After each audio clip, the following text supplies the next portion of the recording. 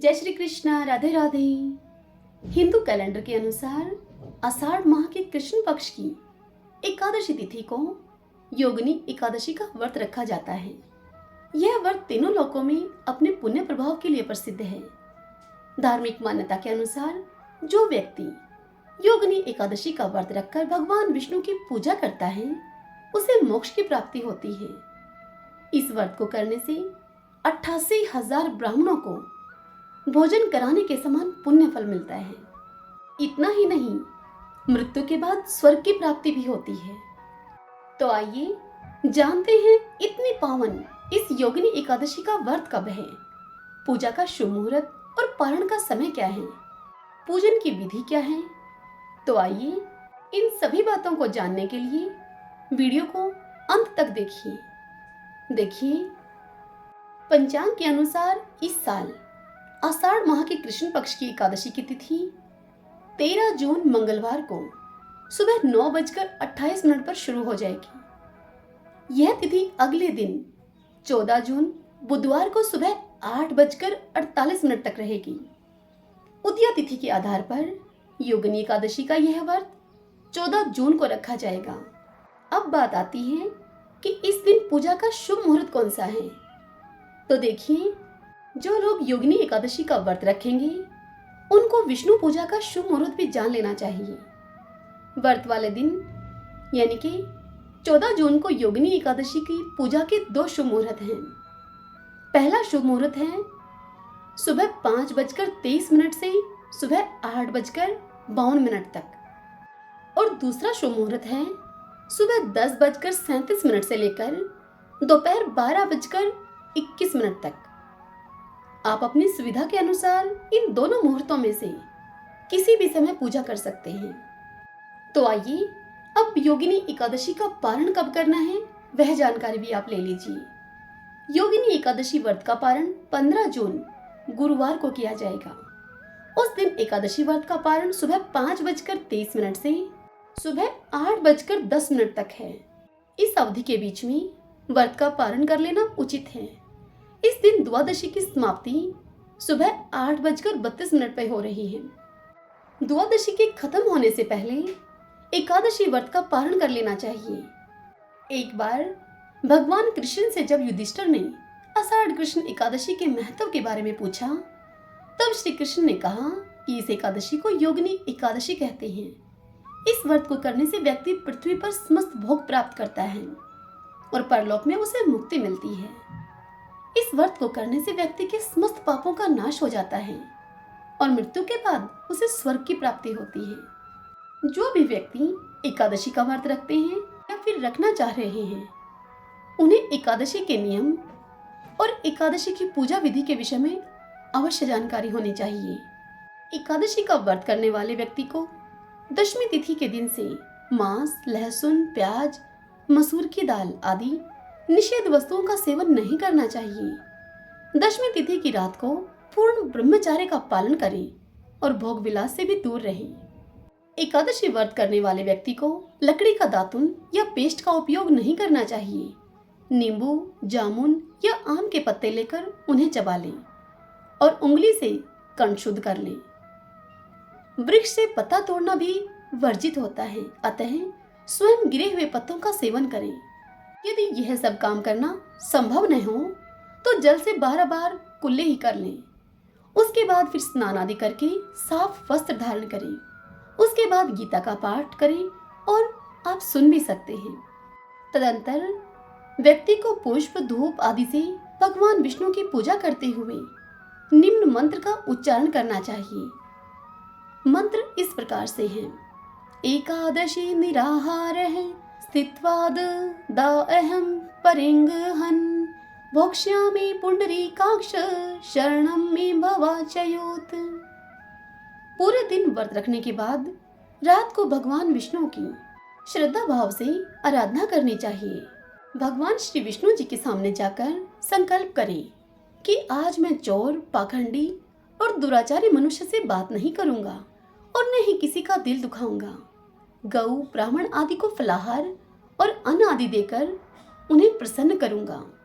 रात्रि को जागरण करके मैं कीर्तन करूंगा ओम नमो भगवते वासुदेवाय इस द्वादश अक्षर मंत्र अथवा गुरु मंत्र का जाप करूंगा मैं आज। राम, कृष्ण, नारायण इत्यादि विष्णु सहस्रनाम को कंठ का मैं भूषण बनाऊंगा। भगवान के समक्ष ऐसी प्रतिज्ञा करके श्री विष्णु भगवान का स्मरण करके उनसे प्रार्थना करें और कहें कि हे त्रिलोकपति, मेरी लाज आपके हाथ में है, अतः मुझे इस प्रण को पूरा करने की शक्ति प्रदान करें आप। तदंतर सुबह और शाम को अपने आराध्य भगवान विष्णु के रूप की ओम जय जगदीश हरे इस प्रकार आरती करें। मौन, जप, शास्त्र पठन, कीर्तन, रात्रि जागरण एकादशी व्रत में विशेष लाभ पहुंचाते हैं।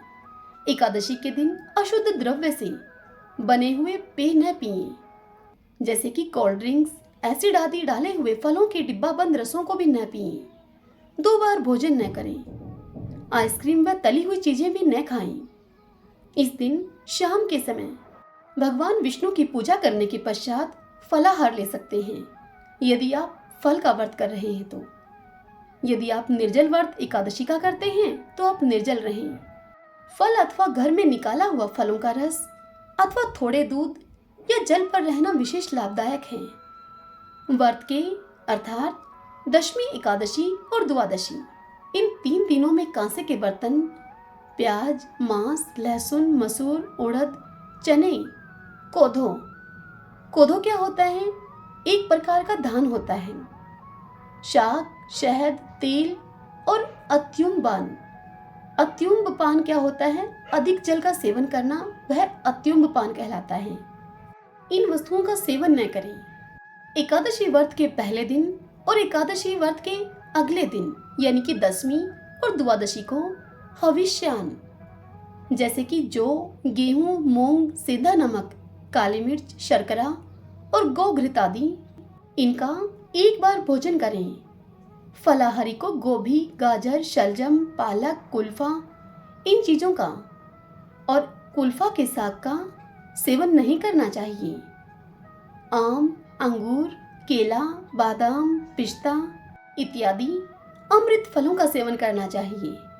ये सब चीजें अमृत फल कहलाती हैं। जुआ, निद्रा, पान, पराई निंदा, चुगली, चोरी, हिंसा, मथुन, क्रोध तथा झूठ बोलना, कपट आदि अन्य कुकर्मों से नितांत दूर रहना चाहिए। बैल की पीठ पर सवारी न करें। भूलवश भी किसी निंदक से बात हो जाए तो इस दोष को दूर करने के लिए भगवान सूर्य के दर्शन करके धूप दीप से श्री हरि की पूजा करके उनसे क्षमा मांग लेनी चाहिए। एकादशी के दिन घर में झाड़ू नहीं लगाएं, क्योंकि इससे चींटी आदि सूक्ष्म जीवों की मृत्यु का भय रहता है। इस दिन बाल भी नहीं कटवाने चाहिए। इस दिन मधुर बोलें, अधिक न बोलें। अधिक बोलने से न बोलने के योग्य वचन भी निकल ही जाते हैं। एकादशी के दिन सत्य भाषण करें। इस दिन यथाशक्ति अन्न का दान करें, किंतु इस दिन दूसरों का दिया हुआ अन्न कदापि ग्रहण न करें। इस दिन आप प्रत्येक वस्तु भगवान को भोग लगाकर और तुलसी दल को छोड़कर ग्रहण करें। एकादशी के दिन किसी संबंधी की मृत्यु भी हो जाए तो उस दिन व्रत रखकर उस एकादशी व्रत का फल संकल्प करके मृतक को दे देना चाहिए और गंगा जी में पुष्प यानी कि अस्थि प्रवाहित करने पर भी एकादशी व्रत रखकर व्रत फल प्राणी के निमित्त दे देना चाहिए। प्राणी मात्र को अंतर्यामी का अवतार समझकर किसी से भी छल कपट नहीं करना चाहिए। अपना अपमान करने और कटु वचन बोलने वाले पर भूलकर भी क्रोध न करें। संतोष का फल सर्वदा मधुर होता है। मन में दया रखनी चाहिए। इस विधि से एकादशी व्रत करने वाला उत्तम फल को प्राप्त करता है। द्वादशी के दिन ब्राह्मणों को मिष्ठान, दक्षिणा आदि से प्रसन्न करके उनकी परिक्रमा कर लेनी चाहिए। दशमी के साथ मिली हुई एकादशी वृद्ध मानी जाती है। वैष्णवों को योग्य द्वादशी मिली हुई एकादशी का व्रत करना चाहिए। यही उत्तम व्रत होता है। दशमी मिली हुई एकादशी का व्रत रखने से हम पाप के भागी बनते हैं और हमें नरक की प्राप्ति होती है। इसलिए द्वादशी मिली हुई एकादशी का ही सदा व्रत करें।